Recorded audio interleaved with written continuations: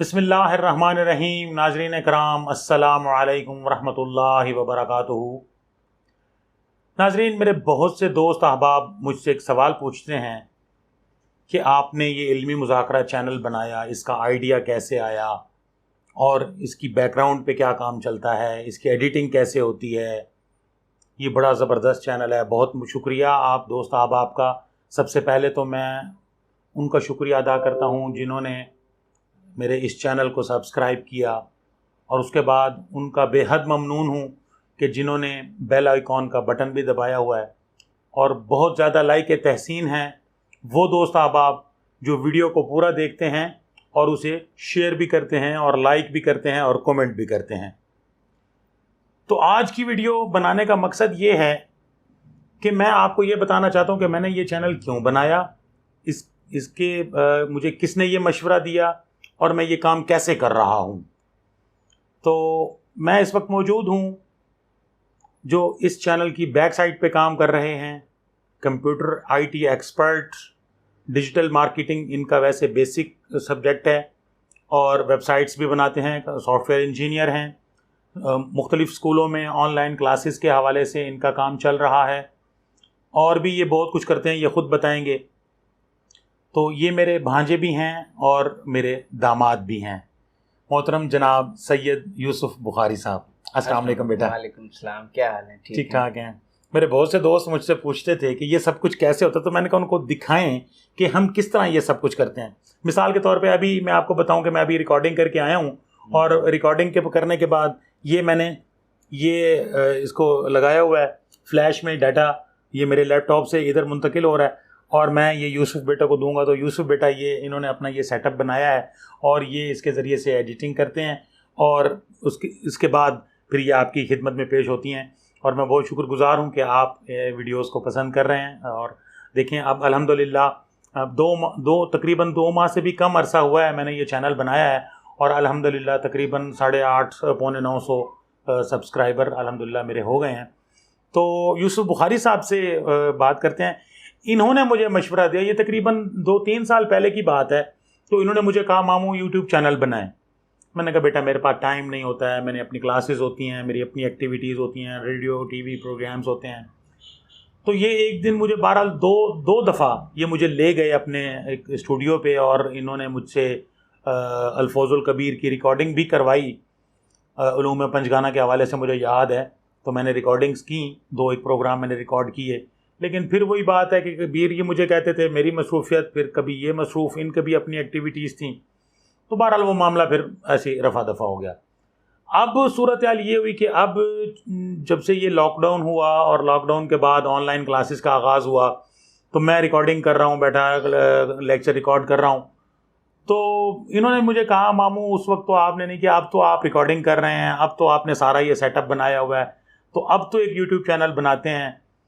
तो मैंने कहा अच्छा चलें ठीक है। फिर इन्होंने मुझे मशवरा दिया, फिर मैंने इसके लिए कुछ काम शुरू किया, और फिर रिकॉर्डिंग्स की, पहले अपनी रिकॉर्डिंग्स की, और फिर जो मेरे दोस्त अहबाब हैं, हल्का अहबाब है, तो यहाँ पे ये बात मैं करता चलूँ कि मैंने जिसे भी कहा कि मैंने आपकी रिकॉर्डिंग करनी है, अल्हम्दुलिल्लाह मुझे वार्मली वेलकम कहा गया, मुझे मुझे हौसला अफजाई की गई, और मेरे इस काम को पसंद किया गया, जिस पर मैं आप सबका बहुत ज़्यादा शुक्रगुज़ार हूँ।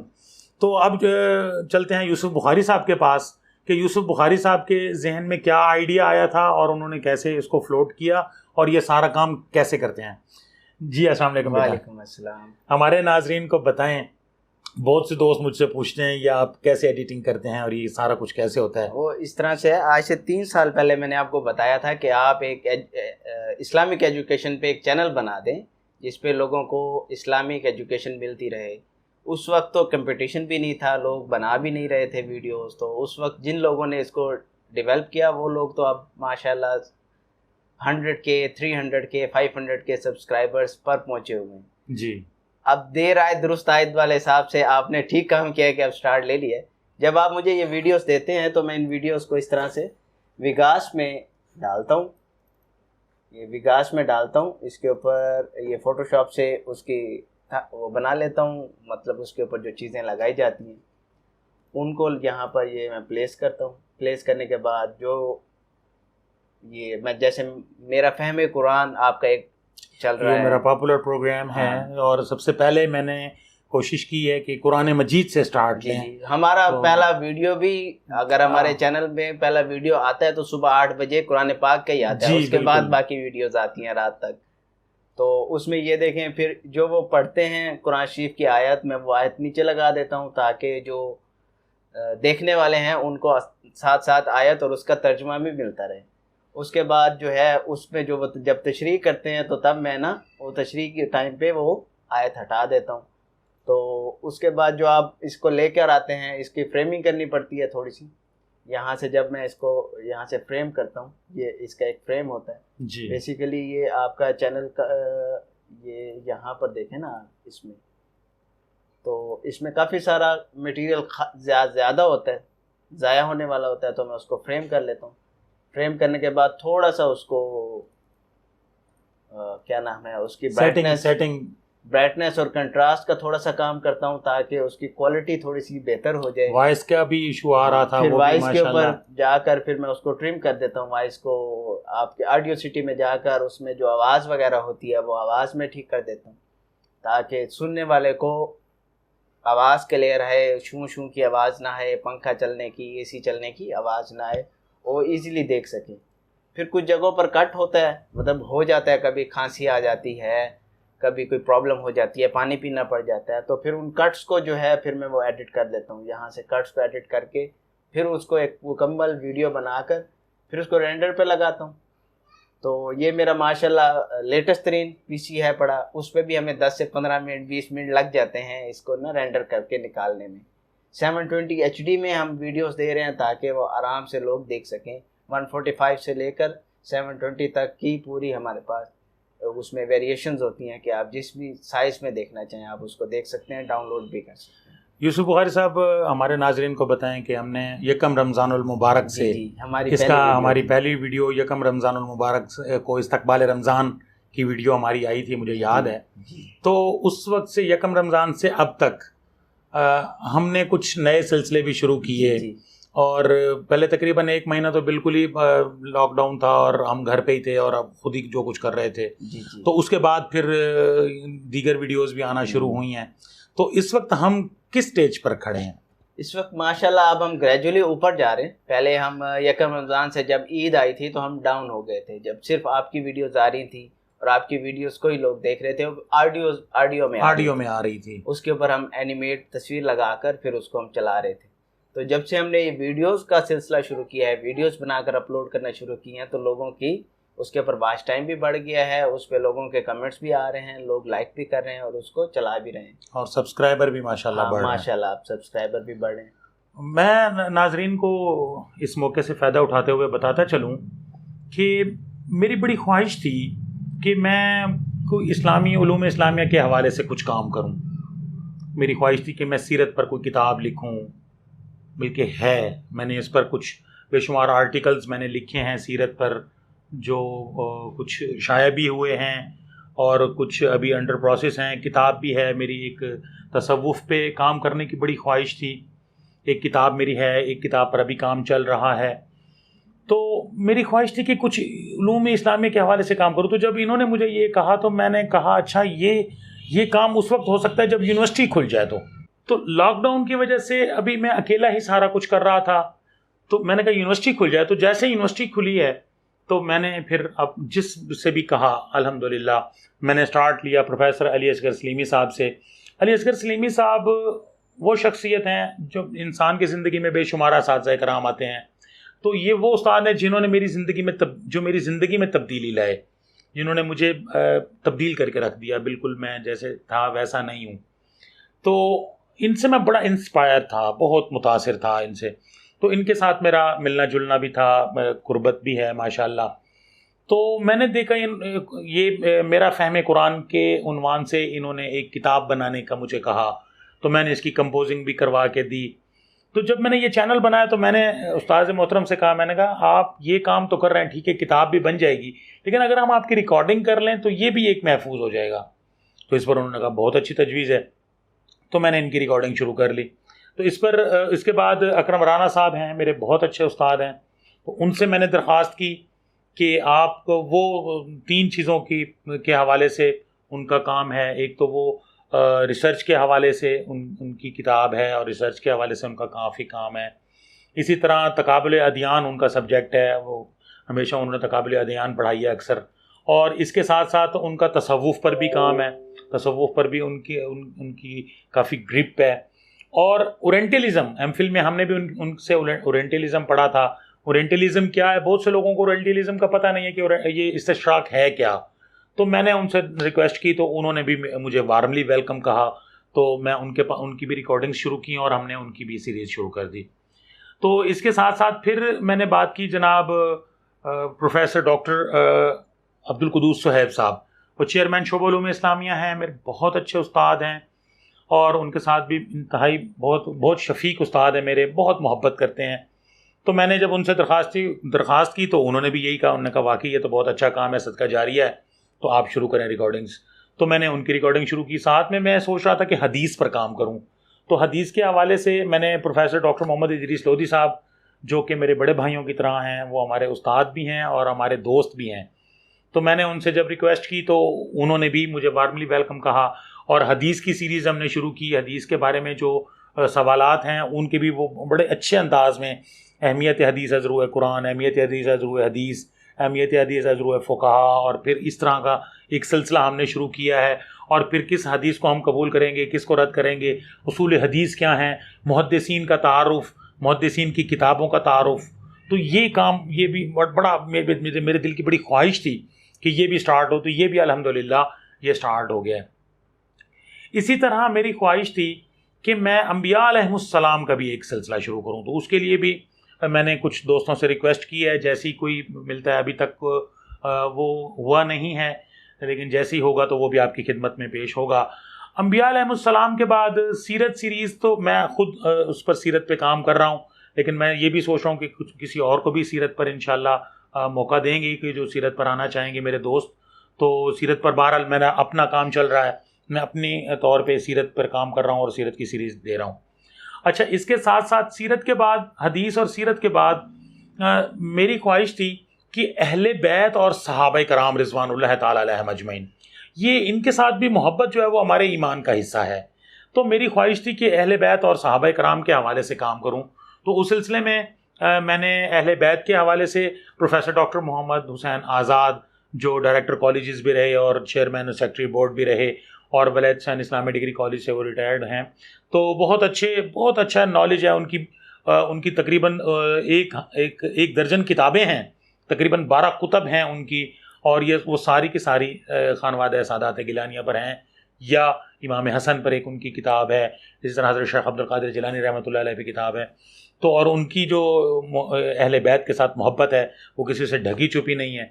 तो मैंने जब उनसे रिक्वेस्ट की तो उन्होंने भी मुझे वार्मली वेलकम कहा। तो वो भी इंशाल्लाह वो सीरीज़ भी आ रही है बहुत जल्द।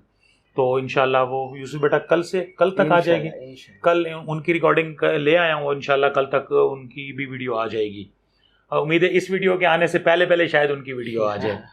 तो इसके बाद अभी सहाबा कराम के हवाले से मैंने 1-2 दोस्तों से रिक्वेस्ट की है। डॉक्टर अकरम हुरैरी साहब हैं, बहुत अच्छे इल्मी स्कॉलर हैं, तो उनके कुछ रिसर्च पे काम चल रहा है, लेकिन उन्होंने हामी भरी है कि मैं सहाबा कराम पे मैं आपको वीडियो बना के दूंगा। तो इसी तरह फ़ुक़हा कराम के हवाले से भी इंशाल्लाह बात चल रही है। हमारे बहुत अच्छे दोस्त हैं प्रोफेसर गाजी अब्दुर्रहमान कासमी साहब से भी बात चल रही है। इसी तरह प्रोफेसर डॉक्टर हामिद अली अवान साहब से भी बात चल रही है, उन्होंने भी कहा कि मैं भी करूँगा। और प्रोफेसर डॉक्टर फ़िदा हुसैन साहब जो हमारे बहुत अच्छे दोस्त हैं, तो उनसे भी बात चल रही है। उम्मीद है कि कहीं से ये भी जैसे ही कोई फ़ुक़हा पे काम मिलेगा तो इसको करूँगा। अच्छा, एक और चीज़ बड़ी ज़बरदस्त है कि मैं प्रोफेसर डॉक्टर सईदुर्रहमान साहब इल्म के हवाले से एक बहुत बड़ा नाम है, एक नुमायाँ मकाम रखते हैं। तो मेरे उस्ताद हैं, मेरे उस्ताज़ुल असातिज़ा हैं, और मैंने उनसे बहुत कुछ सीखा है। मेरे एमफिल के सुपरवाइज़र भी वही थे, तो मैंने उनसे भी रिक्वेस्ट की है, लेकिन उनकी मसरूफ़ियत भी ज़्यादा है। और मेरी कोशिश है कि उनसे अगर मुझे कुछ टाइम मिल जाए तो हज़रत शाह वलीउल्लाह देलवी रहमतुल्लाह अलैह के जो अफ़कार हैं वो अगर हुज्जतुल्लाहिल बालिग़ा और इस तरह के उसको आम फहम अंदाज में अगर पेश किया जाए तो ये बहुत बड़ा काम हो सकता है। तो मैंने रिक्वेस्ट की है, उन्होंने मुझे कहा है कि अभी उन्होंने हामी भरी है, लेकिन जैसे ही वो कहेंगे तो इंशाल्लाह उनकी भी रिकॉर्डिंग शुरू करूँगा। तो ये सारा कुछ मेरे अपने काम भी चल रहे हैं, लेकिन मैं इसको रिकॉर्डिंग भी कर रहा हूँ साथ साथ। इसी तरह मोहम्मद माविया साहब जो हैं, उनसे भी बात हुई है, वो भी इंशाल्लाह रिकॉर्डिंग करा रहे हैं। और इसी के साथ साथ प्रोफेसर डॉक्टर मोहम्मद सदीक सियालवी साहब, आप प्रिंसिपल अलमदार हुसैन कॉलेज के से रिटायर हुए हैं बतौर प्रिंसिपल, तो आपने भी रिकॉर्डिंग कराई है, आपकी सिलसिला भी शुरू कर रहे हैं इंशाल्लाह। तो मेरा अब आगे प्रोग्राम एक और है कि इंटरव्यूज़ का सिलसिला मैंने शुरू किया, जिसे बहुत पजीराई मिली। मेरे दोस्त अहबाब हैं, मैं सोचता था कि मैं चूँकि एंकर पर्सन भी हूँ, पीटीवी पे और रेडियो पे मैं प्रोग्राम करता हूँ, तो ये मेरे अंदर सलाहियत है। वैसे 90% मेरा चैनल जो है वो एक इस्लामी चैनल है और इस पर इस्लामी प्रोग्राम होंगे, लेकिन तकरीबन 5 से 10% जो है वो इसमें एक तो सराइकी प्लेलिस्ट रखी है, सराइकी वसेब के हवाले से, एक तो उस पर कुछ काम कर रहा हूँ। और मुल्तान में जो मुल्तान का जो अदब है, मुल्तान में जो इसको आप कह सकते हैं फ़नून है, मुल्तान के फ़नून, जैसे ब्लू पॉटरी हो गया, जैसे खत्ताती हो गया, मुख्तार साहब से मेरी बात हुई है, इंशाल्लाह बहुत जल्द वो उन्होंने भी रिकॉर्डिंग करानी है। तो इसी तरह मीडिया के हवाले से मेरा ताल्लुक़ है, मीडिया के जो मेरे दोस्त हैं उनके भी मैंने इंटरव्यूज़ करने हैं, उनसे भी कुछ दोस्तों से टाइम लिया हुआ है, कुछ दोस्तों के पास जाना है। तो ये सारी जो है यूसुफ बुखारी साहब जो हैं, इन्होंने ये मुझे गाइड करते हैं कि, और फिर ये सारा कुछ इसको चलाते हैं साथ साथ। और साथ में मेरा बेटा मोहम्मद हमज़ा वो मेरे साथ होता है, तो रिकॉर्डिंग के लिए इसके पीछे वही है। हाँ, पीछे कैमरे के पीछे मोहम्मद हमज़ा होता है, वो उसकी रिकॉर्डिंग करता है। और उसके बाद यूसुफ बुखारी जो हैं वो ये एडिटिंग करते हैं, और मैं ना चीज़ बस इसी तरह बस बोलता रहता हूँ, बस यहाँ पे बैठ के ऐसे ही। तो इस तरह की कोई चीज़ है। अच्छा, बहुत सी सजेशंस आई हैं। डॉक्टर अजीम हैदर साहब हैं, मैथमेटिक्स के प्रोफेसर हैं, सऊदी अरब में होते हैं, बहुत अक्सर हर प्रोग्राम, तकरीबन हर प्रोग्राम पे उनकी कोई ना कोई सजेशन होती है। तो आपकी और भी इस तरह के बेशुमार दोस्त हैं, फुरकान हैदर साहब हैं ताल्लुकात आमा में, उनकी सजेशंस हैं। और इसी तरह से अमजद सईद मलिक साहब हैं, मुल्तान के बहुत बड़े सहाफ़ी हैं, तो वो भी सजेशन देते रहते हैं। और भी बेशुमार दोस्त हैं, मुझे अब इस वक्त नाम याद नहीं आ रहे, बहुत से दोस्त हैं जो मुझे सजेशंस देते हैं। और फिर मेरी कोशिश ये होती है कि मैं उनकी सजेशंस को जो कर सकता हूँ वो मैं करता हूँ, जो मेरे बस से बाहर होती है उसके लिए माजरत होती है। यूसुफ बुखारी बेटा, आप कुछ कहना चाहेंगे? मैं यही कहना चाह रहा था कि बुक्स जो आज बुक्स लिखी जाती हैं, बुक्स जो पहले बनाई जाती थी, उनको पढ़ने वाले पहले रीडर्स होते थे, उसको यानी कि उसको पढ़ते थे, किताब को ख़रीदते थे। आजकल सोशल मीडिया का दौर आ गया है, तो लोग बुक पढ़ने से वीडियो देखना ज़्यादा प्रेफर करते हैं जी। तो इस वजह से अब वो जो बुक मेरा फ़हम कुरान बन रही थी, तो उसके इतने रीडर ना होते, उसके व्यूवर ज़्यादा हैं, इसमें कोई शक नहीं है वाकई। उसको देखने वाले ज़्यादा हैं, पढ़ने वाले कम है। क्योंकि अब जो हमारी जो जनरेशन है, या इसके बाद जो हमसे छोटी जनरेशन अब जो आ रही है, तो वो लोग किताब से थोड़ा दूर हैं।